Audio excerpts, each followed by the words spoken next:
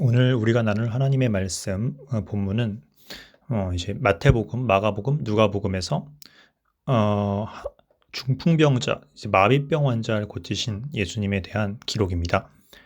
네, 본문은 마태복음 9장 1절부터 시작되고요. 마가복음은 2장부터 시작을 합니다.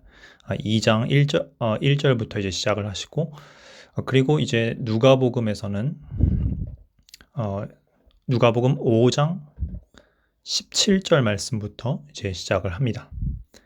그래서 이제 내용들을 한번 쭉 보도록 하겠습니다. 제가 현재는 계속 시간 순서로 공관복음과 이제 요한복음에 있는 예수님의 그 공생애의 사역에 대한 그 기록들과 설교들을 지금 종합적으로 요약을 할 생각을 합니다. 그래서 시간 순으로 일단 사건들을 나열을 하되 이제 설교가 나오는 부분들에 있어서는 이제 묶음식으로 설교가 되어 있는 이제 마태복음을 기준으로 하고요. 이제 시간 순서대로 사건을 묘사할 때는 이제 누가복음에 있는 기록들을 기준으로 하여서 시간 순으로 이제 배열하도록 하겠습니다. 그리고 중간중간에 가끔 요한복음의 기록들도 이제 삽입이 될 수 있습니다.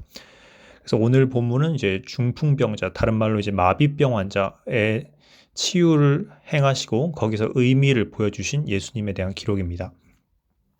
마태복음 9장부터 한번 읽겠습니다. 마태복음 9장 1절. 그분께서 배에 오르사 건너가 자기의 도시에 이르시니 보라 그들이 마비병으로 자리에 누운 사람을 그분께 데려오거늘 예수님께서 그들의 믿음을 보시고 마비병 환자에게 이르시되 아들아 기운을 내고 내 죄들을 용서받을지니라 하시니라. 예수님께서 마비병 환자를 데려온 이 그들의 친구들이 한 이제 마비병 환자를 데려왔을 때 이 환자에게 이제 치유의 말씀을 해주시기 이전에 먼저 그 사람의 죄를 용서해 주는 말씀을 이제 선포를 하십니다. 그리고 기운을 내어서 너의 죄들을 용서받을지어다. 그래서 예수님께서 이 고통 가운데서 신음하고 있었고 또 실패와 이 질병의 고난 가운데서 굉장히 낙심되어 있었던 이 사람을 향해서 기운을 내라 이렇게 위로의 말씀을 보여주신 것을 먼저 볼 수 있습니다. 그리고 중요하게는 너의 죄들을 용서받을지어다 라고 선포를 하셨는데요. 자, 이것이 굉장히 중요한 부분이죠. 그래서 다른 평행 구절들을 같이 한번 또 읽어보도록 하겠습니다. 마가복음 2장입니다. 마가복음 2장 1절. 며칠 뒤에 그분께서 다시 가버나움에 들어가시니 그분께서 집에 계시다는 소문이 들리므로. 그래서 이 사건은 이제 가버나움에서 있었다는 것을 우리가 알 수 있습니다. 예수님께서 공생애를 초반에 가장 많이 하셨던 그 구역 중에 하나가 바로 이 갈릴리에 있었던 가버나움 도시였었죠. 이곳에서 이제 그분께서 설교를 하실 때 이제 이 사건이 일어났던 것입니다. 구체적인 내용이 기록되어 있죠. 대체 어떤 식으로 이 마비병 환자가 예수님께 도달하였는가? 자, 2절. 많은 사람들이 즉시 함께 모임에 문 앞에도 그들을 받을 자리가 전혀 없더라. 그분께서 그들에게 말씀을 선포하시더라. 그래서 주님께서 설교를 하고 계셨고 그분께서 이제 말씀을 선포하실 때 많은 사람들이 붐벼서 도저히 들어올 수 없는 이제 그런 상황이 되었습니다. 3절.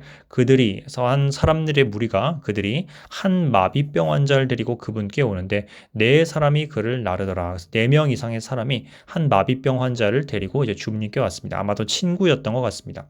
그들이 밀려드는 무리로 인해 그분께 가까이 갈 수 없었으므로 그분께서 계신 곳에 지붕을 벗기어 부수어서 마비병 환자가 누운 자리를 달아내리거늘 예수님께서 그들의 믿음을 보시고 마비병 환자에게 이르시되 아들아 내 죄들을 용서받을지어다 하시니라. 그래서 예수님께서 이 사람들의 믿음을 보셨다는 것을 우리가 먼저 주목을 해볼 수 있습니다. 그래서 이들은 예수님께서 이 자신들의 친구, 이 마비병에 놓여서 도저히 구원을 얻을 수가 없는, 도저히 해결받을 수가 없었던 이 불쌍한 이 친구를 도울 수 있는, 그리고 구원해 주실 수 있는 분이 예수님이라는 그런 확고한 믿음을 갖고 있었던 이 친구들의 믿음.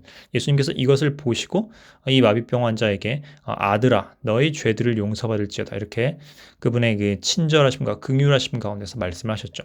그래서 여기서 그분께서 그 사람을 친근하게 아들아 이렇게 부르신 가운데서 예수님, 이 하나님이신 예수님께서 이 피조물인 인간들을 얼마나 애틋하게 자녀로서 사랑하고 계시는지를 우리는 이제 알 수 있게 됩니다. 또 한 가지 너의 죄들을 용서받을지어다. 이 대목이 굉장히 중요하죠. 그래서 또 다시 한번 이제 누가복음 말씀을 통해서도 같은 구절을 확인해 보도록 하겠습니다. 16절입니다. 누가복음 5장의 16절. 먼저 그 전에 있었던 사건은 나병 환자를 고치던 사건이었었죠. 그래서 저희가 지난 시간에 나병 환자를 고치신 예수님과 그 영적 의미를 나누어 봤습니다. 근데 그 뒤에 이제 16절 이런 내용 기록되어 있습니다. 그분께서 광야로 물러서서 기도하시더라. 그래서 이 나병 환자가 소문을 퍼뜨려서 예수님께서 병 고쳐주신 그 이적을 동네방네 알리고 나니 사람들이 너무 많이 몰려왔었죠. 그래서 주님께서 그들을 피해서 이제 한적한 곳으로 광야로 물러가서 기도를 하셨던 것입니다. 그래서 주님께서 항상 이렇게 사역과 사역 도중에 항상 기도를 통해서 하나님과 교제하시는 이와 같은 모본을 우리에게 이제 보여주셨죠. 그래서 예수님도 기도를 통해서 이렇게 능력을 받았다면 하물며 우리 연약한 인간들은 얼마나 더 이 하나님께 자주 나아가서 기도해야 되는데 우리는 충분히 기도하지 못하는 그런 모습을 우리 안에서 많이 발견하죠. 그 뒤에 이제 17절이 나옵니다. 어느 날 그분께서 가르치실 때 갈릴리의 모든 마을과 유대와 예루살렘에서 온 바리새인들과 율법 박사들이 곁에 앉았는데 중요한 대목이 또 하나 나옵니다. 이제 이 사건이 있었을 때 수많은 사람들도 왔었지만 누구도 왔었냐? 유대와 예루살렘과 갈릴리 그에서도 온 바리새인과 율법 박사들이 예수님을 감시하러 왔던 것입니다.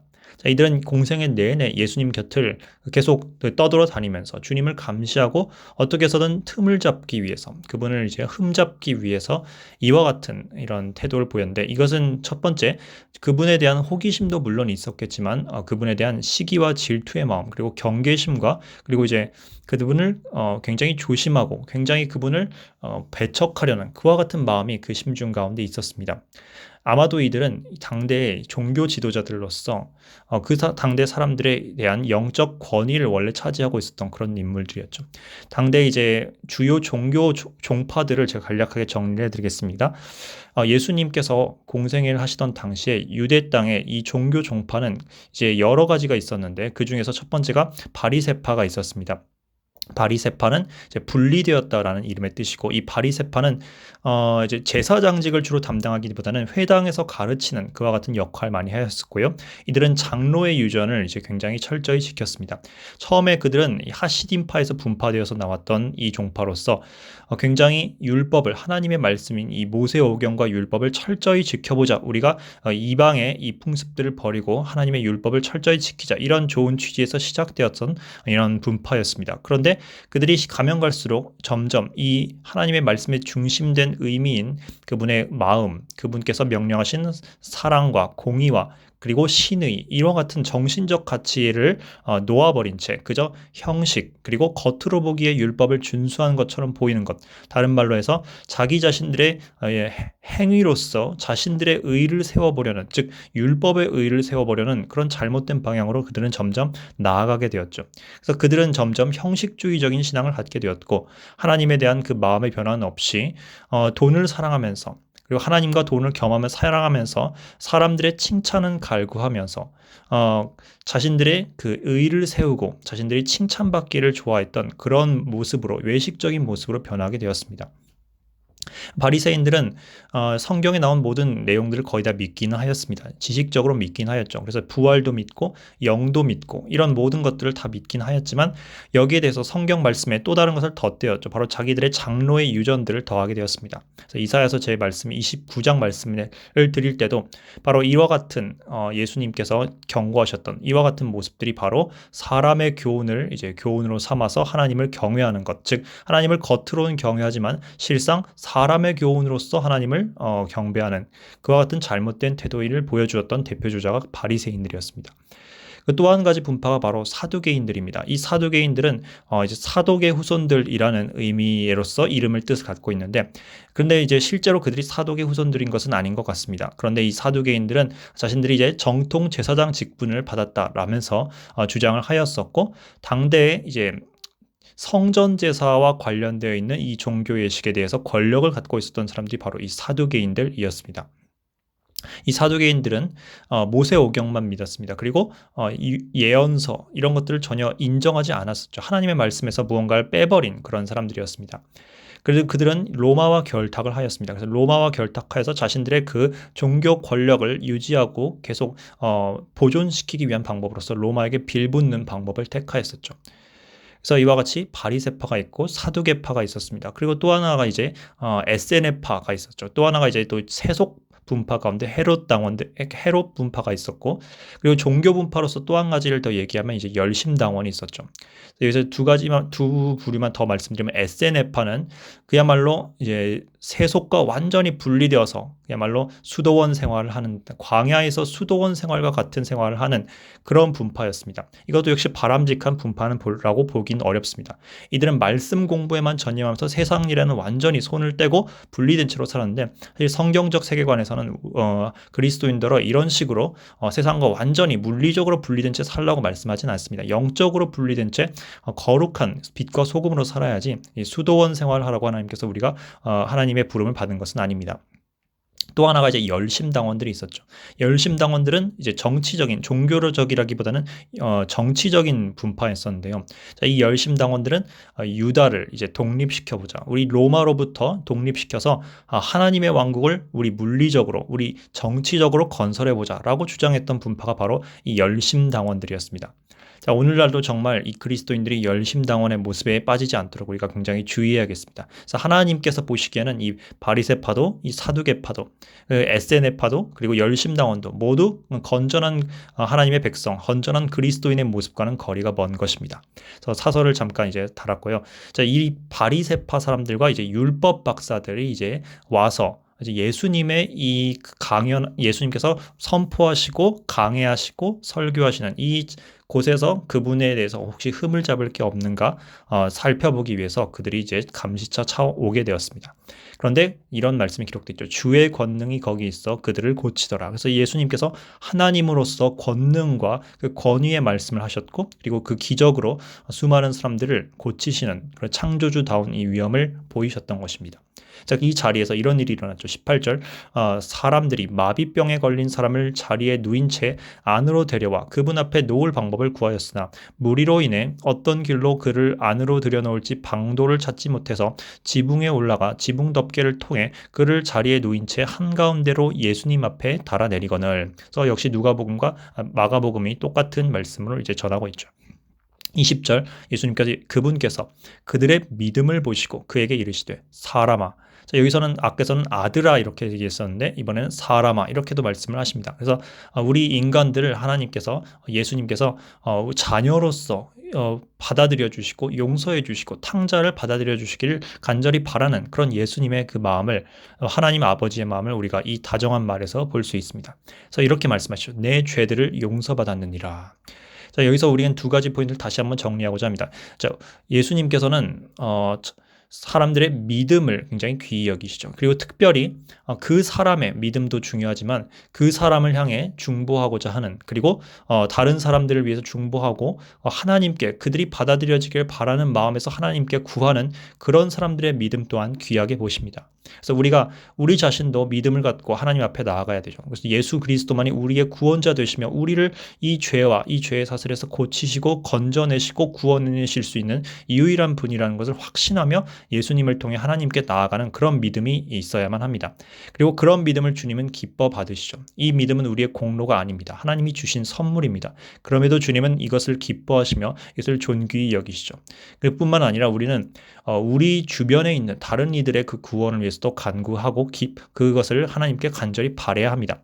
근데 이때에도 중요한 것은 우리 이때에도 믿음을 갖고 나아가야 한다는 것입니다. 우리가 하나님께서 이것을 구원해 주실지 안 해주실지 사실은 우리가 알 수는 없죠. 하지만 우리가 어떤 사람을 위해 이제 간절히 그 사람의 구원을 위해 기도할 때는 믿음의 자세를 갖고 우리가 기도를 해야 합니다. 그렇게 믿음을 갖고 나와 다른 사람의 예수님 안에서의 구원을 갈구하면서 주님께 나아갈 때 주님만 하실 수 있습니다라고 부르짖으며 갈 때 주님은 그 마음을 기뻐 받으시며 죄들의 용서를 베푸시는 그 은혜를 베푸신 것이죠. 자, 그런데 이제 이 예수님께서 하신 중요한 말씀, 바로 내 죄들을 용서받았느니라. 이 말이 두 번째 아주 중요한 쟁점인데요. 여기에 대해서 이제부터 본격적인 논란이 시작됩니다.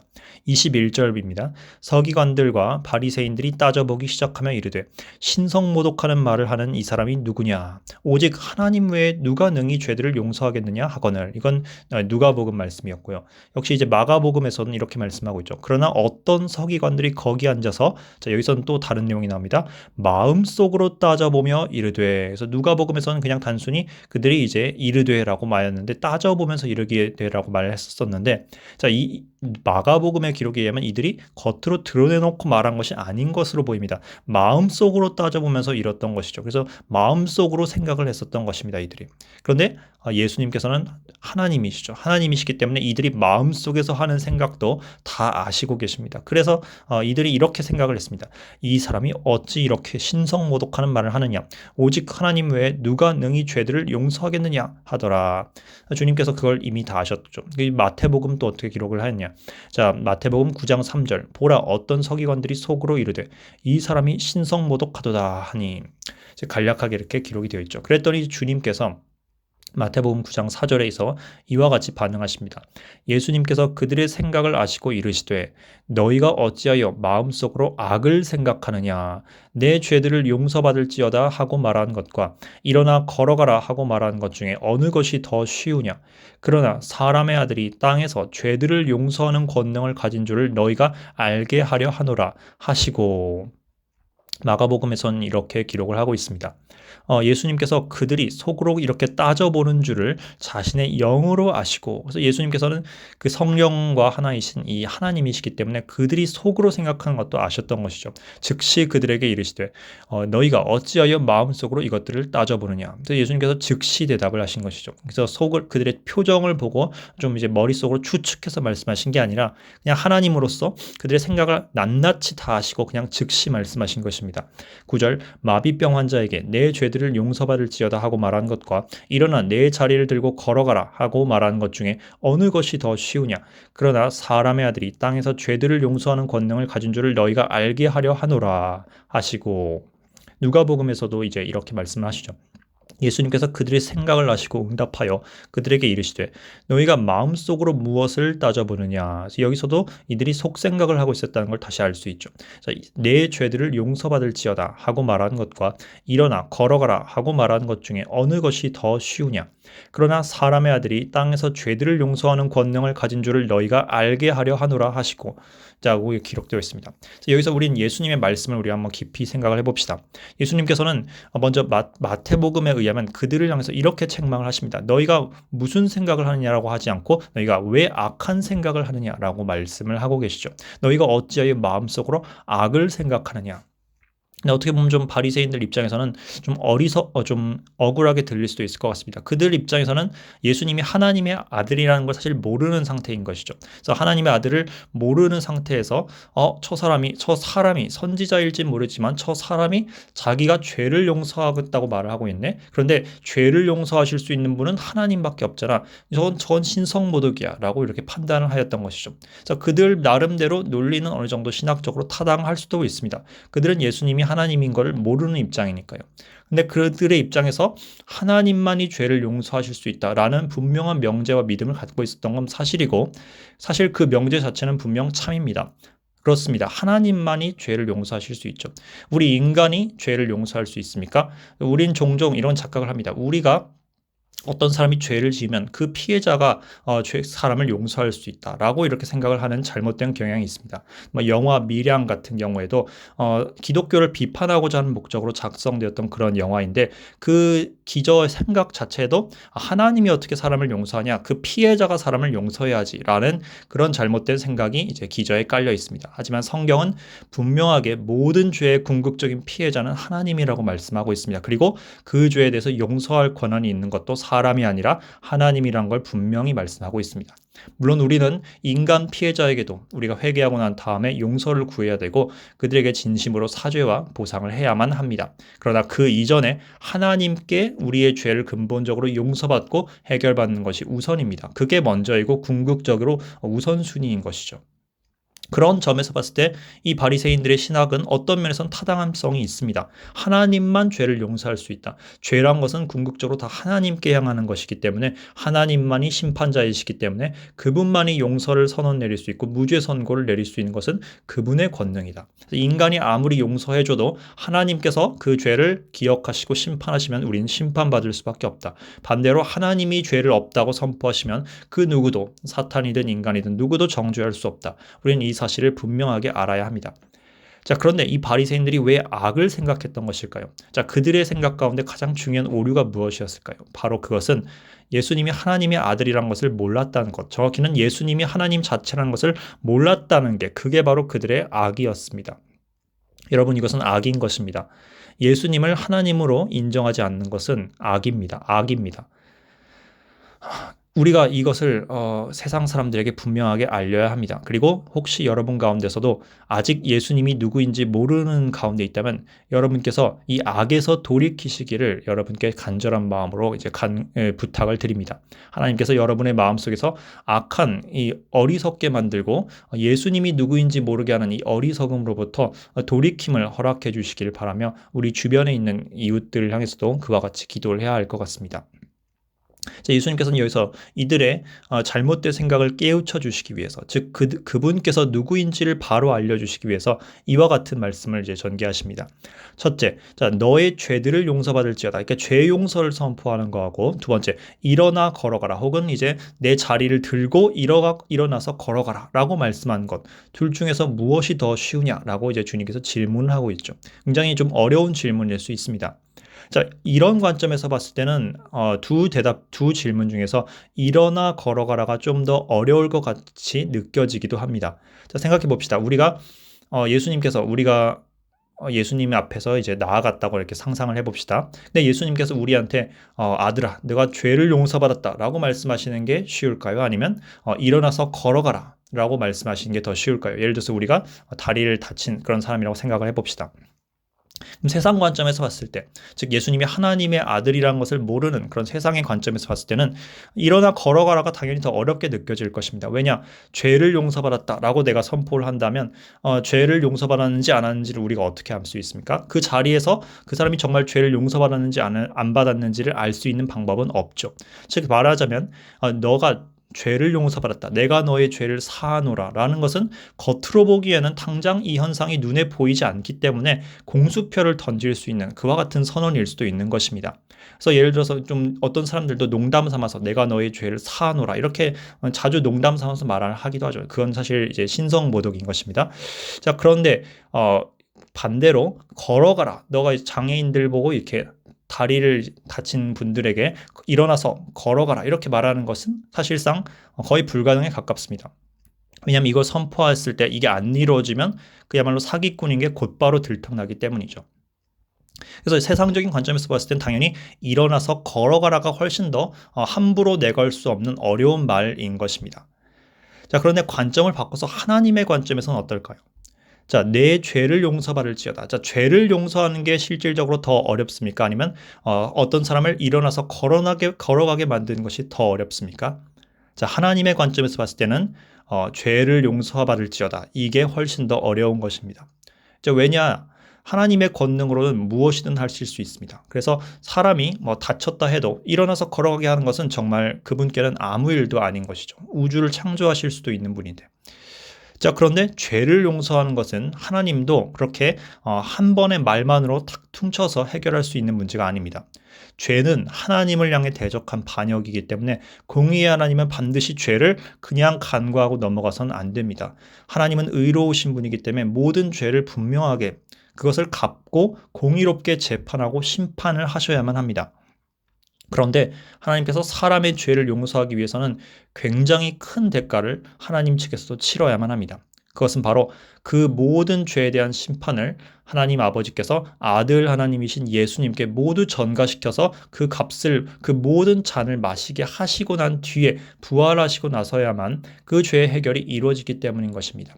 그래서 지금 여기서는 그냥 말 한마디로 선포가 된 것이지만 사실 하나님께서는 이 마비병 환자에게 죄들의 용서를 베푸는 과정에서 예수님의 그 십자가 희생을 이미 나중에, 물론 시간적으로 보면 나중에 일어날 일이겠지만 그것을 이미 영원 전부터 예비해 두셨던 것입니다. 그래서 이 마비병 환자의 이 죄들의 용서받으면은 예수님의 희생이라는 어마어마한 대가가 따랐던 것이죠. 그래서 예수님과 하나님 입장에서는 죄들을 용서받을지어다라고 말하는 것이 훨씬 더 실질적으로 어려운 일이었던 것입니다. 일어나서 걸어가게 하는 것은 너무나도 쉽습니다. 하지만 죄를 용서해 주기 위해서는 십자가와 부활의 그 엄청난 이적을 주님께서 행하셨어야만 했다. 그래서 사람들 보기에는 당연히 두 번째 게 훨씬 어렵게 느껴지지만 하나님이신 그분의 입장에서는 죄들을 용서하는 게 훨씬 더 어려운 일이었던 것이죠. 그래서 굉장히 이 말씀이 깊은 의미가 담겨 있는 것을 우리는 발견하게 됩니다. 근데 주님께서 이와 같이 일부러 죄들의 용서를 먼저 선포하시고, 즉 그분의 입장에서 훨씬 더 어려운 일인 죄들의 용서를 먼저 선포하시고 그 다음에 이제 가서야 일어나서 내 자리를 들고 그 집으로 가라 이렇게 선포하신 이유가 무엇인지를 주님께서는 이렇게 말씀하십니다. 사람의 아들이 땅에서 죄들을 용서하는 권능을 가진 줄을 너희가 알게 하려 하노라. 만약 주인님이 처음부터 이 환자에게 자, 네 자리를 들고 내 집으로 가라 이렇게 병고침의 선언을 먼저 하셨더라면 어떻게 되었을까요? 물론 사람들은 예수님께 열광을 하였을 것입니다. 그렇지만 이 주님의 그 진정한 진면목과 그분의 정체성이 단순히 하나님의 그 능력으로 병을 고치시는 선지자 이 정도 차원에서 국한되었을 것입니다.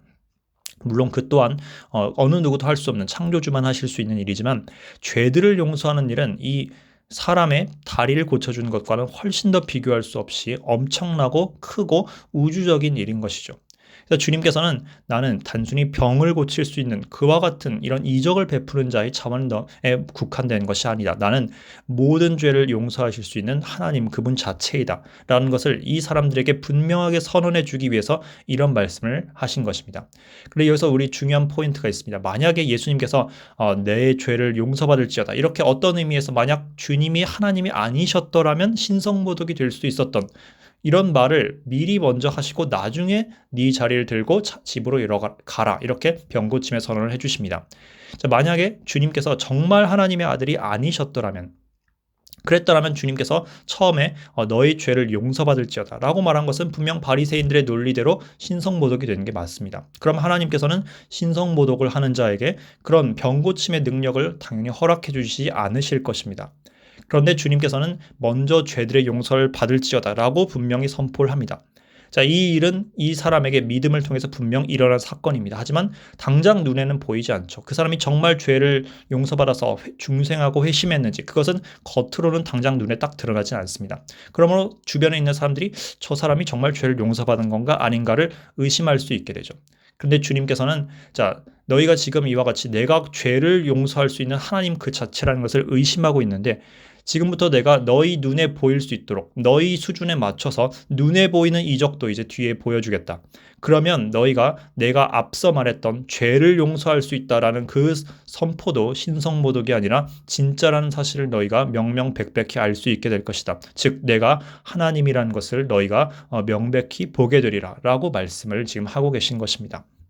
그래서 그 뒤에 일을 봅시다. 그때 마비병 환자에게 이르시되 일어나 내 자리를 들고 내 집으로 가라 하시매 그가 일어나 자기 집으로 떠나거늘 무리가 그것을 보고 놀라며 이러한 권능을 사람들에게 주신 하나님께 영광을 돌리니라. 자, 이제 마가복음에서도 비슷한 말씀이 나오고 있죠. 마비병 환자에게 이르시되 내가 내게 이르노니 일어나서 내 자리를 들고 내 길로 내 집으로 가라 하시매 그가 즉시 일어나 자리를 들고 그들 모두 앞에서 나가거늘 그들이 다 심히 놀라 하나님께 영광을 돌리며 이르되 우리가 이 일을 그 일을 이런 식으로는 결코 본 적이 없다 하니라. 굉장히 중요한 말이죠. 그들이 그 일을 이런 식으로는 결코 본 적이 없다라고 말씀을 하고 있습니다. 그러니까 선지자들도 간혹 이렇게 병고침의 은사를 하나님의 능력을 빌려서 행사할 수는 있습니다. 엘리야도 그런 일을 했었고 엘리사도 그런 일을 했었었죠. 하지만 이런 식으로는 보여준 적은 없습니다. 왜냐? 그들은 하나님 자체가 아니기 때문이죠. 하나님의 능력을 빌리는 선지자에 불과했던 것이죠. 그렇기 때문에 그들은 함부로 감히 하나님만 할 수 있는 너의 죄들을 용서받았느니라 라고 말할 수 있는 그런 권한은 없습니다. 그런데 예수님은 하실 수 있죠. 그러므로 예수님은 다른 선지자와는 달리 하나님 그분 자체라는 것을 우리는 이 사실에서 분명 알 수 있는 것입니다.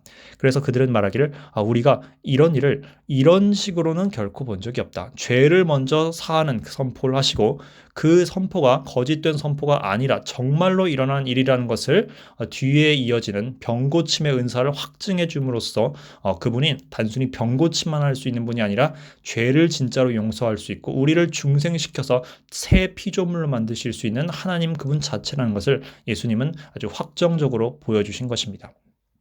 역시 이제 누가복음에서도 이런 말씀이 나오죠. 마비병 환자에게 이르시되 내가 너에게 이르노니 일어나서 내 자리를 들고 내 집으로 가라 하시매 그가 즉시 그들 앞에서 일어나 자기가 누웠던 것을 들고 굉장히 놀랍습니다. 평생 거의 마비되어서 온몸이 마비된 채로 이제 살아가던 이런 환자였습니다. 그런데 그가 갑자기 즉시 그냥 점진적으로 회복된 게 아니라 그냥 즉시 일어나는데 아예 자기가 누웠던 것을 들 수 있을 정도가 됩니다. 설령 그가 이제 신경계가 회복되었다 할지라도 오랫동안 누워 있으면 이제 근육이 완전히 이제 퇴화되죠. 그래서 근육이 아트로피라고 이제 얘기를 하는데 완전히 줄어들고 근질량이 없어져 가지고 힘을 낼 수가 없습니다. 그래서 몸을 움직일 수 있다 해도 당장 이렇게 근력을 발휘할 수는 없는데 즉시 일어나서 아예 자기가 누웠던 것을 번쩍 이렇게 헬스하듯이 번쩍 들어올려서 그 상태로 걸어갈 수 있게 된 것입니다. 그러니까 즉 예수님께서는 병만 고쳐주신 게 아니라 그 사람의 온전한 건강을 그냥 즉시 창조해내신 그런 엄청난 이적을 보여주신 것이죠. 그래서 그 사람이 이렇게 합니다. 하나님께 영광을 돌리며 자기 집으로 떠나가니. 하나님께 영광을 돌렸다고 하는데 마태복음에서는 이렇게 말씀을 했었죠. 이러한 권능을 사람들에게 주신 하나님께 영광을 돌리니라. 그래서 이와 같은 권능을 이제 예수님에게 주신 그 하나님께 이제 사람들이 영광을 돌렸던 것입니다. 그래서 이 사건을 통해서 사람들이 온전하게 예수님의 정체성을 100% 이해했는지는 잘 모르겠습니다만 확실한 것은 하나님께서 그분과 함께 계신다는 사실 정도는 그들이 어렴풋이 짐작을 할 수 있었던 것을 우리가 느낄 수 있습니다.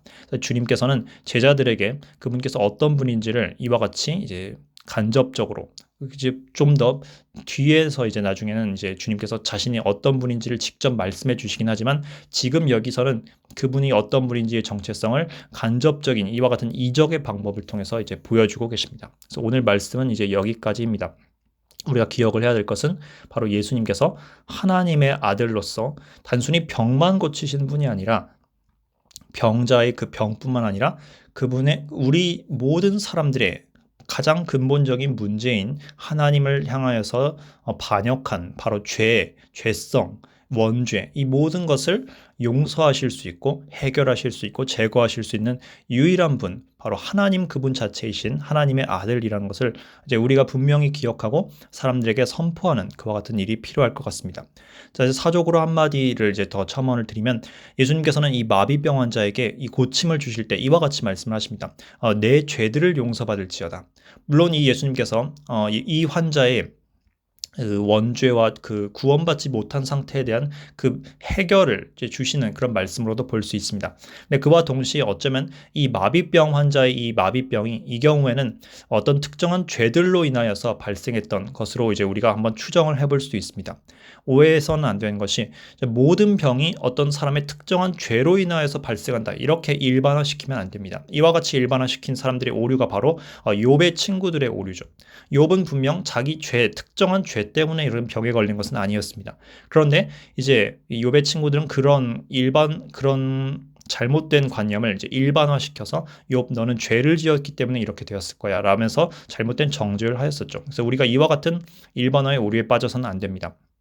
넓은 의미에서는 모든 병들이 아담의 원죄에서 파생된 것은 맞기 때문에 죄와 인과관계를 갖고 있다라는 표현 정도는 맞을 수 있지만 어떤 특정 사람의 병이 특정한 그 사람의 범죄 때문에 발생했다라고 반드시 이제 단정 지을 수는 없습니다. 그런데 간혹 그와 같이 특정한 사람의 특정 범죄 때문에 특정한 병이 생기는 경우도 있기는 합니다. 그래서 우리가 이러한 병이 있을 때는 우리가 하나님 앞에 우리가 특히 징계를 받고 있는 것은 아닌지를 돌아보고 그 죄에 대해서 회개하는 그 태도가 필요합니다.